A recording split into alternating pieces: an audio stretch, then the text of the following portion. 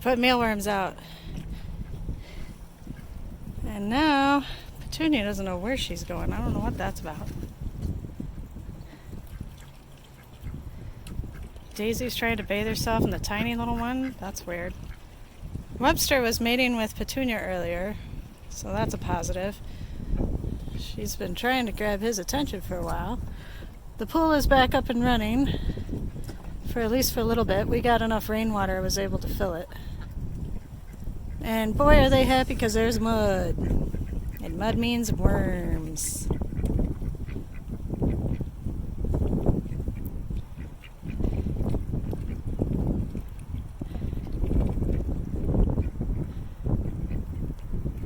Well, Petunia's all worked up today. What's your deal, sweetie?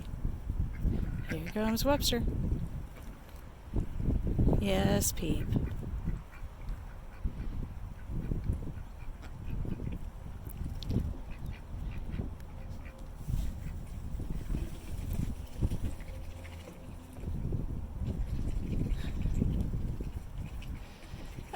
After winter, the duck yard always looks so nasty and messy.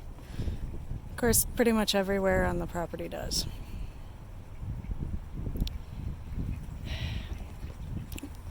Our plan this year is to get some more of that really good compost from Mulder's.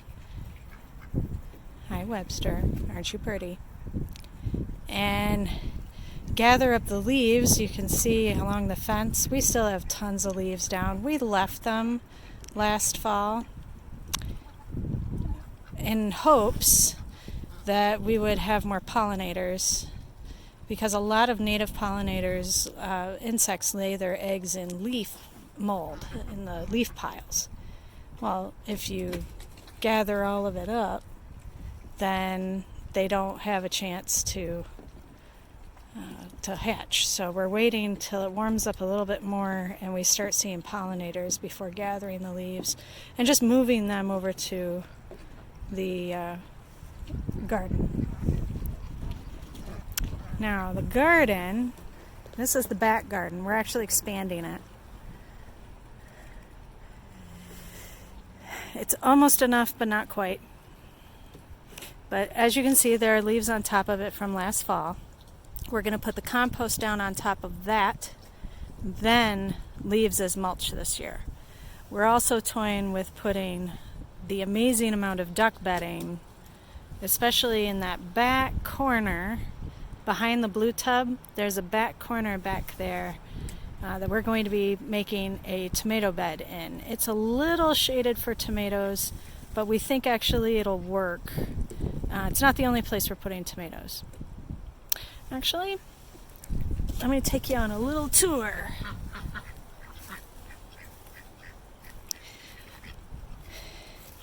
I know it's kind of hard to see, but right in here is one bed, and then it goes all the way across. There's a corner behind the blue thing, then it goes down there. Then there's a big square right in here. And we're putting pole beans and bush beans on this side. We've got some onions, and the rest is probably going to be carrots. Then, last year we had tomatoes all along this line with a few other things, but they didn't really grow that well because the tomatoes really took over. The tomatoes are actually, the sauce tomatoes are going to be all along this line this year. That's the goal. Oh my goodness, Daisy is so loud. This big, huge pile right here was our straw bale squash experiment last year. And the squash really went crazy. We are actually going to do that again this year, but more, well, let's see, right? And there's going to be the new tomato bed. Then on the other side of the fence, we're looking at transplanting and moving some raspberries. And then along in here, we were thinking of doing, on the other side, more in the duck yard, we're going to do the squash. Then up and along in here, we're going to have peas, and after the peas are done, kale, sweet potatoes, we'll see this area right in here tends to be the sunniest and the warmest, and you need that for sweet potatoes. Right here is a spot that we did sweet potatoes in last year as an experiment. That didn't work. We got some, but nothing like we should have. It was basically just a pile of extra compost. And if you look closely, you will see I've got garlic coming up. I planted, if I recall correctly, 55 garlic cloves, maybe 60, but I definitely remember 55. And it looks like almost all of them have come up and are actually looking pretty good. If you will see though, back, the fence is a couple feet, about 3 feet behind it, and then over here. So what we're planning on after the garlic is done in July and harvested, we're going to extend it and make it a little bit more square, maybe rectangular. And that's where the fall peas are going to go. So once the garlic is out, the peas go in. And that will match what we're planning on doing in the back corner with the tomatoes. Now this is the big, huge potato bed. On each end, I'm hoping, sorry I panned a little fast, I'm hoping to put some sunflowers. I'm trying to decide if I want to put some things here on the back edge of it, but probably not. Probably just more potatoes. You'd be amazed at how many potatoes our family goes through. But see this big area? This was just taken over by squash last year to the fence. That fence is bent because of the squash. They climbed up it and bent it. So we've got more stakes. It's on the to-do list. But we're going to put a big, huge tomato bed all around in here. This tends to be the wettest area of the garden. If you can tell, it slopes just a little bit. So it's not like sopping wet, but it gets wet. And tomatoes like wet. But then along here, we're looking at lots of brassicas because it's more shaded. This whole area tends to be kind of shaded. I did have some brassicas in there. I'm trying to go back to last year's planting plans and see. I did have onions in here, and I'm really honestly not sure, but there might be a couple still trying to come up. We also had some nettle, which I have been trying to save. We had some nettles getting this right in here, and I've got to find all of their roots and transplant them to the bed in the woods that I've got them in. All along this fence is actually Ducktown. They love going along in here, always have. And we're looking at putting raspberries in here. It tends to get hot and sunny. Should be a good spot. That little thing right there, that is a hardy apricot. Its twin is over here, and we've been doing an experiment where I dump the duck water on that. That one has grown tremendously, while that one with just regular water has not. So 1 year is all we need.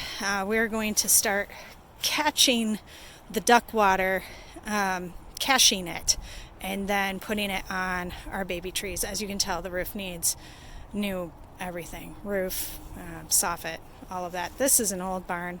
This was, from the looks inside, an old dairy barn. Our house was built in 1938, supposedly.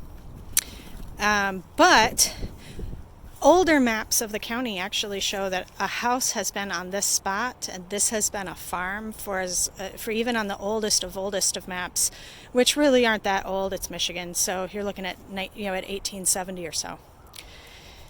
My stepson's project car, the spinning composter, some more fencing and all. That's the bench right over there. That's the bench I tend to sit on and take pictures from. The blue tote is actually a really good spot to put the sprinkler for when we need to water. I say we. My husband worked it out last year. It was really nice. So we're probably going to keep it there. Now in the back, you will see some trees if you look closely. That's an apple tree. I want to say that's my wine sap. This was a red currant. It did not make it. We do have to replace that this year. That is a pawpaw tree. They like to grow on the edge in shade, but we will see how it does. That's another apple, and honestly I can't remember which kind of apple. It's a pollinator of the wine sap though, so that's why it was important. Then another pawpaw, the red stick one, that's a pawpaw. That was an American tea bush that was used in the American Revolution and before to replace British tea. Sorry. And then, but the deer got to that one, so that's got to get replaced this year. Next to that is a pear, a Bartlett pear. It's very happy there, but the other pear down that way, that one died, and we have no idea why. We were watering it the same as everybody else. Everybody else was fine. That one did not make it. This right there, that's a St. John's wort. In that back corner, I have, right back in there, I have the raspberries I really do need to transplant. They are not happy there, and they are needed. In that back area where all these trees and all are, that belongs to the school district and is their drainage pond, which is why nobody can build anything right behind us. Here's the garden and the ducks. We are going to put up some temporary fencing probably along here, so when we plant, just to keep them out when the plants are small. Oh, I don't know what freaked Igor out, but he's running. Oh, and Jerry's telling him not to come near her. Well, that's kind of Jerry's MO. And once they're more established, then we will make sure that the ducks get back in here, because the slug problem in this garden is impressive. It's the most I have ever personally witnessed in my entire life. I grew up gardening, and I have never seen slugs like this, but here's our best slug hunter. Hi, Petunia. She's been molting, but not sitting on a nest. In fact, the ladies seem to be a little broody, but the eggs keep getting all knocked around, treated like soccer balls. Petunias keep getting broken. I'm not sure why.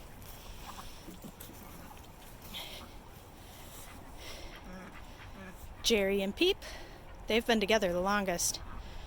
No, Jerry, you can't get in the blue tote. Okay. And there's Igor, our pretty kitty. Hi, Igor. Hi. Looking at the camera? And you say hi, pretty kitty? Oh, I know you're busy. All of that duck bedding right there, that's going to go on probably the gardens. Here comes Igor. By the back porch. And we'll do some more tomorrow. Say goodbye, Petunia.